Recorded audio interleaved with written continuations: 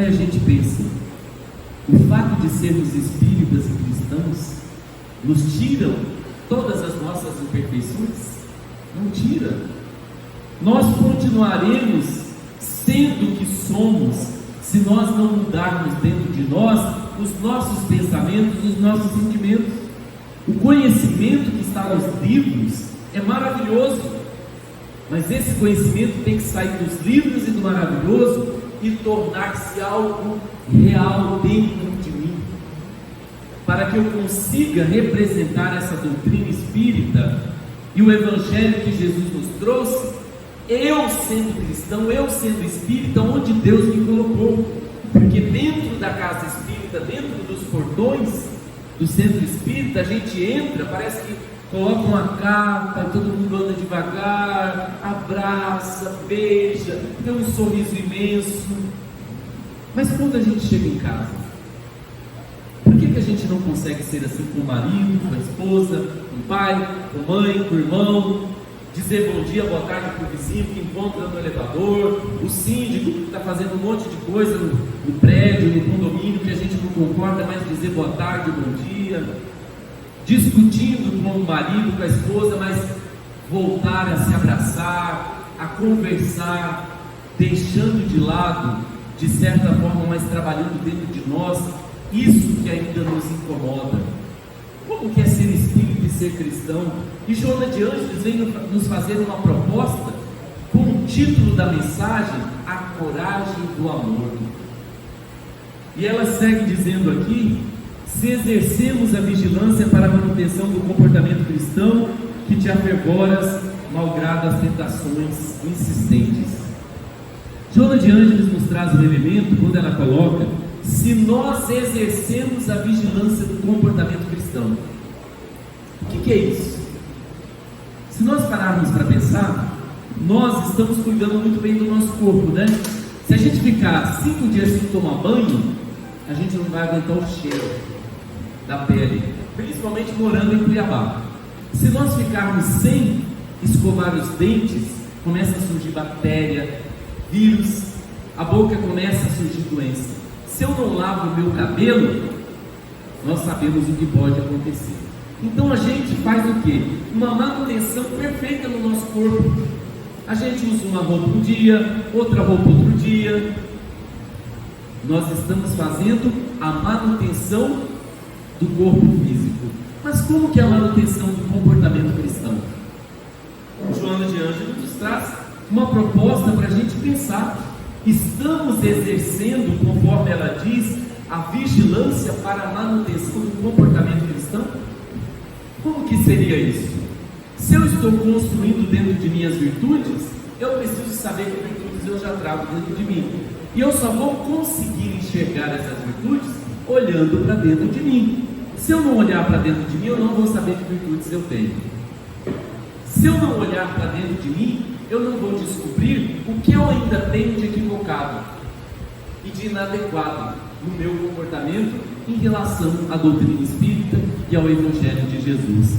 Ela segue dizendo que se podemos porfiar, seria continuar seguindo o nosso caminho, apesar de todos os desafios, as ofensas, as humilhações, os abandonos, porque muitos de nós, muitas vezes, podemos nos sentir sozinhos dentro de casa, sozinhos dentro da casa espírita, porque trazemos o ideal da doutrina espírita dentro de nós com a fé, com fervor, ou o compromisso do casamento, o compromisso de ser pai, de ser mãe, de ser um cidadão honesto, e a gente percebe que à nossa volta tem pessoas que nos criticam, que nos ofendem, porque eu sou um bom funcionário, eu chego no horário, eu não atraso, eu faço o meu trabalho no tempo que me é pedido. E aí as pessoas olham para a gente: ah, mas você é um bobo, você fica preocupado aí a hora que tem que entregar o serviço, você fica chegando na hora certinha, todo mundo chega na hora que quer. Seria o quê? É um convite do mundo para que eu seja como o mundo é. E Jesus veio nos convidar o quê? Viver no mundo sem ser do mundo, vigiando, quando muitas vezes a pessoa chega para a gente Do que adianta você ser um marido, uma esposa honesta? Seu marido, sua esposa está te traindo, te enganando, você devia estar aproveitando a vida também. Se os outros estão cometendo erros, é problema dos outros. O importante é o que eu estou fazendo na minha vida. Nós temos uma amiga que outro dia ela compartilhou uma história que ela estava numa das secretarias de Estado trabalhando numa repartição e ela tinha uma quantidade de processos para ela dar conta. E ela conseguia fazer isso em um tempo muito rápido. Quando ela saía da sua mesa, ia para outra sala ou para o banheiro, quando ela voltava, ela olhava que sua mesa voltou a ter uma pilha de processos. Ela começou a desconfiar, mas o que é isso, né? Como que esse processo vem parar aqui? Porque o que era meu, eu já fiz o meu serviço, mas vamos fazer. Só que aí a situação aconteceu duas, aconteceu três. Ela decidiu procurar a chefe e dizer para ela: eu acho que está acontecendo alguma coisa errada. Eu faço a minha parte do meu trabalho corretamente, mas toda vez que eu saio da minha mesa, eu vejo que tem um processo a mais que foi colocado ali. É você que está colocando? Perguntou para a chefe. Ela disse que não. Como hoje tudo tem câmeras para tudo quanto é lugar, ela falou: vamos ver a câmera.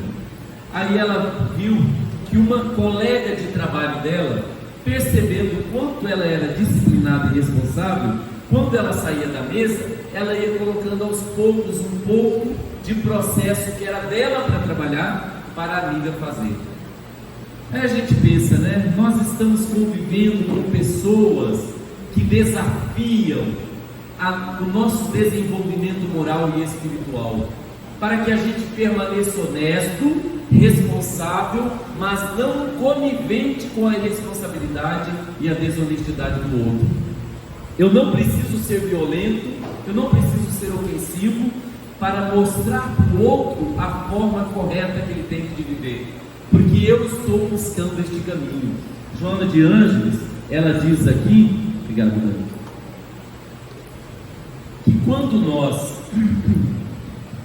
estamos nesse caminho, conforme ela começa dizendo que se temos coragem de parecer covarde, não revidando as agressões que nos chegam no dia a dia, ela diz que se estamos nesse caminho de perceber os equívocos que estamos trazendo e mudar o nosso comportamento, o nosso pensamento, o nosso sentimento, ela diz que nós já atingimos a posição na qual a nossa natureza espiritual predomina sobre a nossa natureza animal, porque ainda somos animais. Estamos no mundo de provas e expiações. Para a gente perceber o quanto somos animais, é só olhar os nossos pensamentos e os nossos sentimentos. É só olhar o quanto nós estamos reagindo e não agindo. Porque quando nós reagimos, nós utilizamos o instinto. Quando nós agimos, nós estamos utilizando a inteligência. E nós usamos muito pouco essa inteligência que Deus nos deu. Ele nos deu o livre-arbítrio. E nós não utilizamos essa inteligência de forma correta. Porque somos seres inteligentes. Nós somos convidados a pensar antes de agir. Nesse exemplo que nós trouxemos aqui nesta noite, de Gandhi, quando ele levou 3 socos do guarda, nós percebemos que em nenhum momento ele reagiu. Ele agiu e não reagiu, ele usou a inteligência. Quando ele teve a oportunidade, ele mostrou para aquele guarda, porque ele perguntou, né? Quem que te ensinou a ser covarde desse jeito? E ele disse: Jesus. Jesus, em algum momento, ele reagiu às agressões que ele sofreu? Em nenhum momento ele reagiu. Ele sempre foi inteligente, percebendo a astúcia, percebendo o mal, querendo tentá-lo.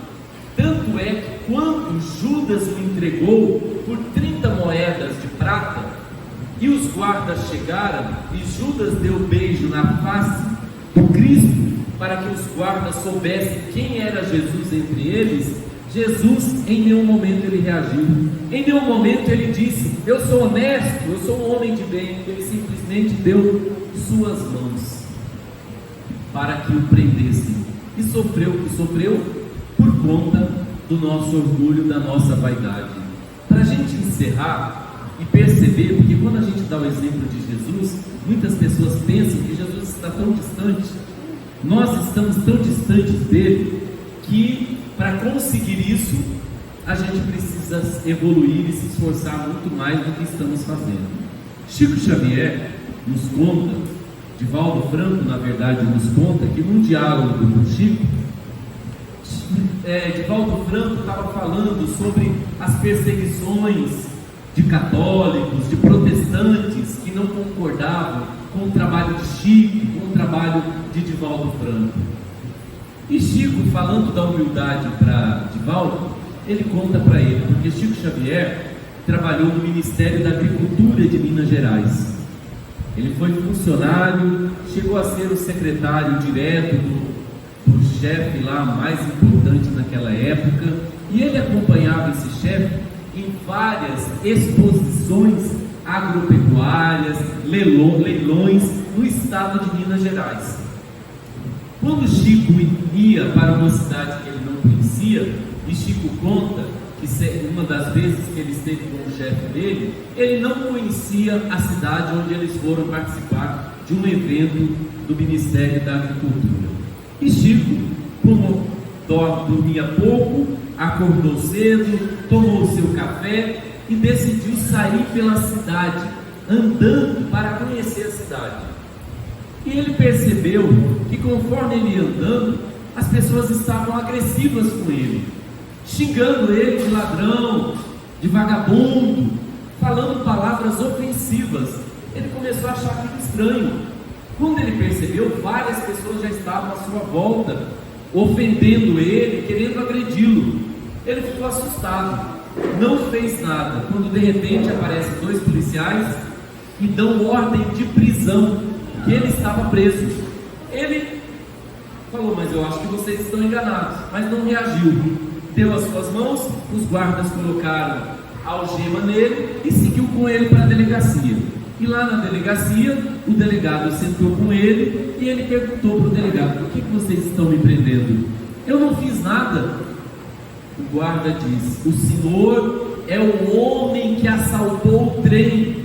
Ele disse: não, eu não sou o homem que assaltou o trem. Ele falou: sim, o senhor é. Olha aqui o retrato falado. E o retrato falado era muito parecido com o Chico Xavier. E o senhor vai ficar preso, porque o senhor é um ladrão, é um assassino. E o Chico disse: mas o senhor não me conhece, eu sou o Chico Xavier. Mentira, você é um ladrão, é um assassino. E deixou ele preso. Ficou preso na delegacia. As horas passam, o chefe dele acorda no hotel e procura: onde que está Chico Xavier? Onde que está Chico Xavier? Não acha em lugar nenhum. E ele começa a perguntar para as pessoas da cidade: vocês viram um senhor baixinho assim, deu as características? Ah, nós vimos que ele está na delegacia preso. O chefe dele chega na delegacia, explica para o delegado que ele é Chico Xavier, que ele não é aquele assassino, aquele ladrão que roubou o trem, e ele acaba saindo dali. E Divaldo pergunta para Chico: mas Chico, por que você teve que passar isso? Você é só amor, é só bondade e humildade. Ele vira para Divaldo e diz: meu filho, nós não somos perfeitos. Você sabe que nada acontece por acaso. Provavelmente, meu filho, em alguma das minhas encarnações passadas, eu devo ter roubado, devo ter matado e não fui preso.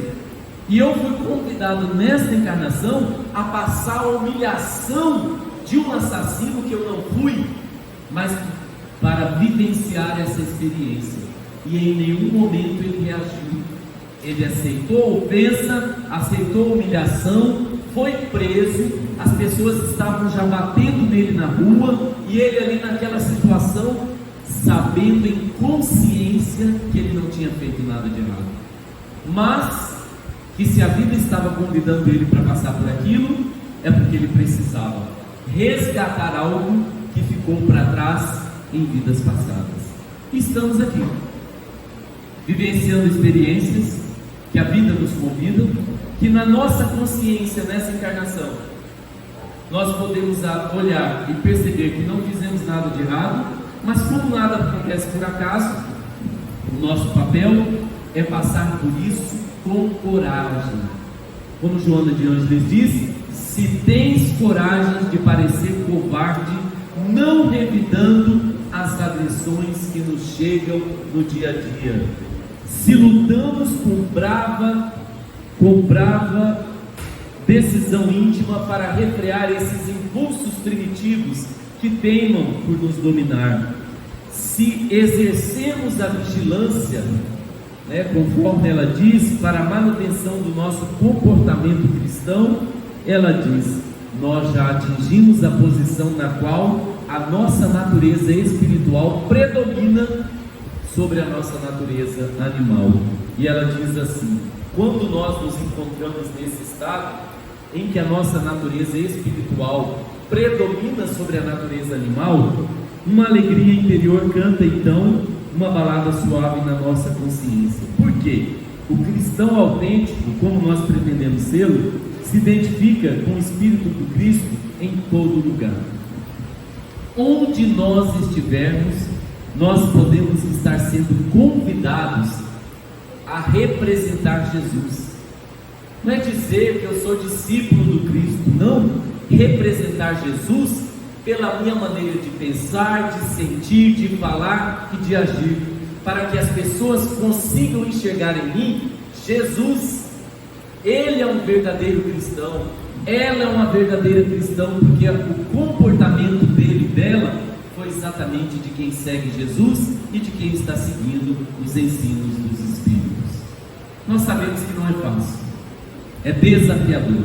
Numa sociedade onde a gente vive desonesta, corrupta, irresponsável, violenta, nós estamos sendo convidados a fazer a diferença.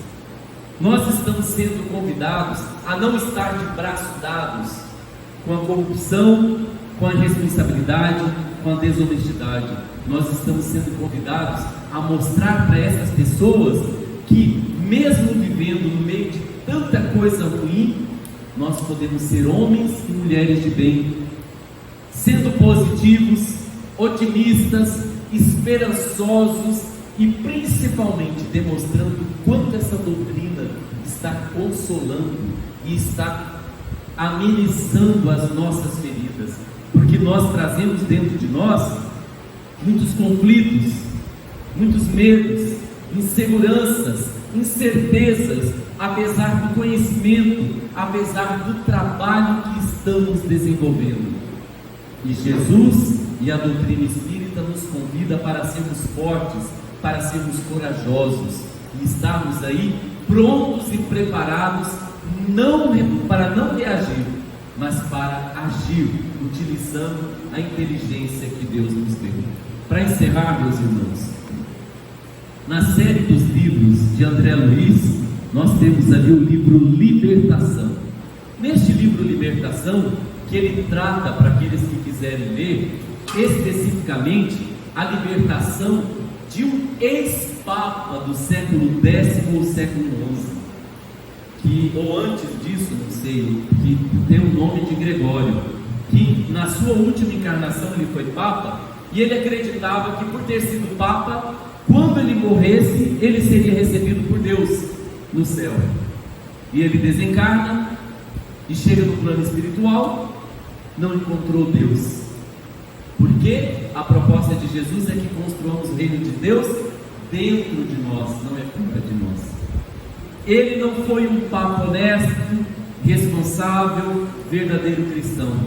Percebendo que Deus não o recebeu, ele se revolta contra Deus e cria uma legião de espíritos obsessores para ser um justiceiro no plano espiritual. A história é bastante interessante. Neste livro, os espíritos contam um caso de uma trabalhadora da casa espírita. Ela trabalha há 40 anos, tem uma lista imensa de trabalhos em relação ao próximo, mas ela trazia uma ferida dentro dela, que era o ciúme obsessivo e doentio pelo marido. E quando ela saía do corpo, no momento que estava dormindo, os espíritos se aproveitavam, ali relata a história, que é bastante interessante. Então a gente percebe que nós não estamos aqui apenas para ajudar o próximo, principalmente para nos ajudar. A caridade tem que começar conosco, porque se nós ficarmos fazendo coisas para os outros e não mudarmos a nós mesmos, nós vamos chegar para o outro lado e vamos encontrar uma decepção muito grande, que não vamos ser recebidos por Bezerra de Menezes, não vamos ser recebidos por Joana de Ângeles, não vamos para nosso lar, porque de nada adianta fazer o trabalho no bem para o próximo, se nós não estamos mudando a nós mesmos. Essa é a verdadeira transformação e a proposta da doutrina espírita: sermos homens e mulheres de bem lá fora, porque este mundo aí fora, meus irmãos, está velho e cansado de violência, de corrupção, de irresponsabilidade e desonestidade.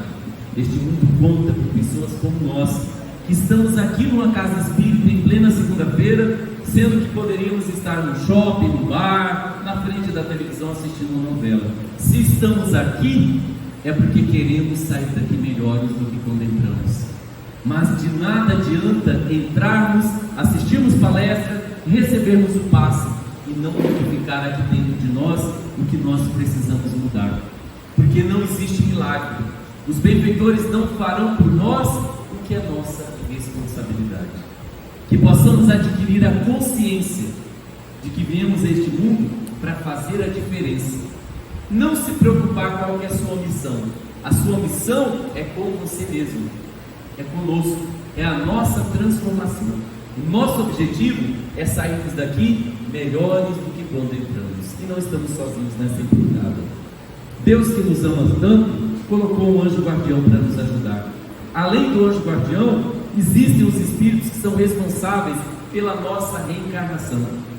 Que possamos nos sintonizar com eles, para que a gente possa cumprir aquilo que a gente prometeu antes da reencarnação. Que Jesus nos abençoe. Que este ano de 2020 nós temos aí mais 340 dias de oportunidades de fazer a diferença na nossa história de espírito. Só quem pode fazer isso somos nós. Conhecimento nós temos, inteligência nós temos. Nós precisamos utilizar isso para o bem da sociedade, mas principalmente para o nosso bem, porque a sociedade só vai ser melhor quando nós formos e estivermos melhores. Muita paz, meus irmãos, que Jesus nos abençoe. Vamos fechar os nossos olhos, agradecidos a Deus, nosso